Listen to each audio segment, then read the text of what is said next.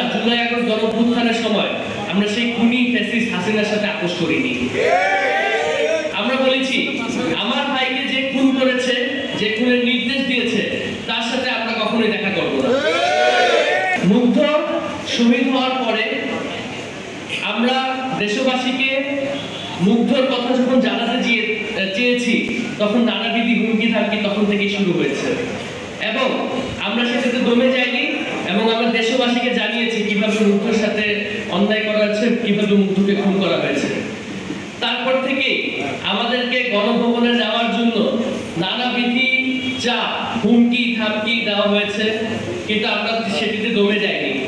আমরা বলেছি আমার ভাইকে যে খুন করেছে, যে খুনের নির্দেশ দিয়েছে, তার সাথে আমরা কখনোই দেখা করব না। আর মনোবল হতে হয় স্পাত-দৃঢ়। জেরুজালেম 25 বছরের পথ চলায় নিরাপদে রাখার প্রত্যয়ে এবং আমরা আপোষ করিনি। সর্বশেষ এই অন্যায় অত্যাচার আমরা সহ্য করতে না পেরে আমাদেরকে সেই জুলাইতে আমাদেরকে আত্মগোপনে যেতে বাধ্য করা হয়েছিল। ঠিক বিএনপির প্রত্যেকটা নেতা কর্মীকে যেভাবে আত্মগোপনে যেতে বাধ্য করা হয়েছে, আমাদেরকেও সেভাবে আত্মগোপনে যেতে বাধ্য করা হয়েছে। আমরা দেখেছি বেগম খালেদা জিয়া কিভাবে তার সন্তানের সামনে দাঁড়িয়ে কান্না করেছেন। আমরা দেখেছি কিভাবে তিনি অসহায়ের মতো তার সন্তানের লাশ ধরে দাঁড়িয়েছিলেন।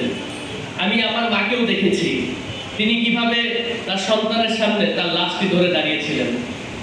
এই মায়েদের চোখের ফোঁটার প্রতিশোধ, বিচার আপনারা কি নেবেন না?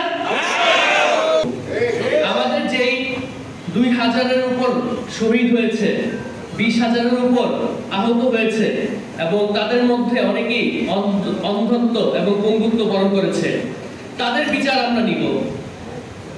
তাদের শুধুমাত্র বিচার নেওয়াটাই আমাদের দায়িত্ব না, তাদেরকে রক্ষা করাও আমাদের দায়িত্ব। তারা বিভিন্নভাবে আওয়ামী লীগের বিভিন্ন সন্ত্রাসীদের থেকে বিভিন্নভাবে হুমকি ধামকি পাচ্ছে।